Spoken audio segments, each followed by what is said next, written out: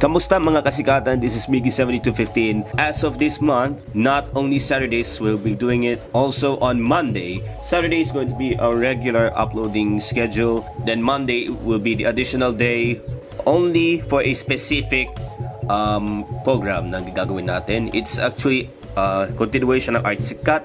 So I'm doing right now is the speed art. Kung sino ay may birthday ngayon this July 20. Yeah.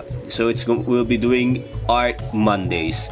So this will be a speed art Monday as I'm back on the motivation after 4 months of the quarantine stay home orders. So remember, ECQ, MECQ, GCQ or MGCQ, wag nyo pilitin ng sarili nyo lumabas. Only go out for basic necessities. You know, the first time I was drawing an Oshi from MNL48, naumpisa ko pag-drawing ko si Fate.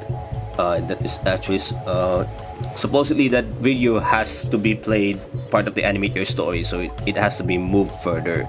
Okay, so we're done now here with the sleeve. Yung sa kamay naman, mahirap pang mag-drawing yung hand gestures na yon. Grabe. But it's okay. I've been practicing and giving myself more free time para mag-drawing yung sa hand gestures. Yung hand gestures are sometimes shaking hands and also yung pagdodrawing yung actually with the hand holding an object. Yes, with the drawing. And actually guys, yung sa hand gestures talagang nahirapan ako yung sa thumb and the pointy finger, kaya it's okay. Just keep practicing habang nandito ka sa bahay. You have a lot of variety choices while you're at home. So I'm having a hard time with that hand, so we'll proceed to the another hand or an arm.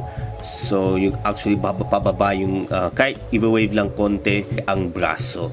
Ipapa-resemble po natin ng 365 Seifuku, that is not based from the music video, although na parang polo siya, blue and white pa rin.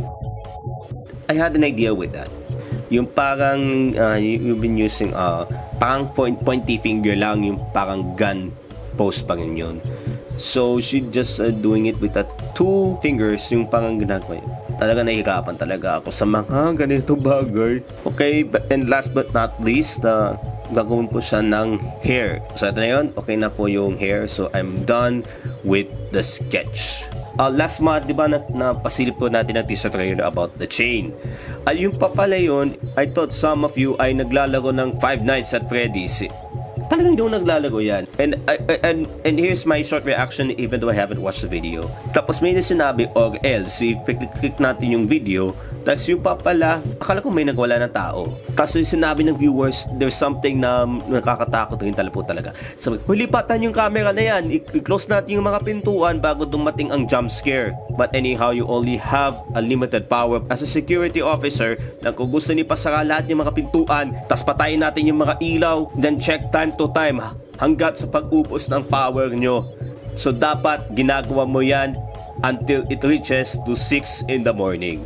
Okay, so I'm actually done with the skin color. Ngayon, yung blue naman that resembles for the ribbon at saka yung mga polka dots dyan sa baba, and also 2 circles each on the sleeve, yung sa baba mismo, yung sa dulo yon. And also guys, an update here, currently on production po sa ilang games na ipapa-animate ko ulit. And I moved some of the videos that I made last year, ipapapush natin next year.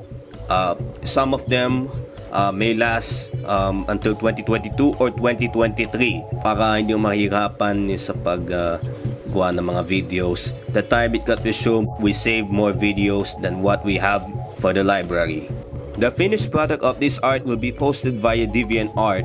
I actually do not leave DeviantArt. It's just because that I lost the motivation of the drawing, as I have a pile up of videos and also I have something in a real life situation that is still happening until now.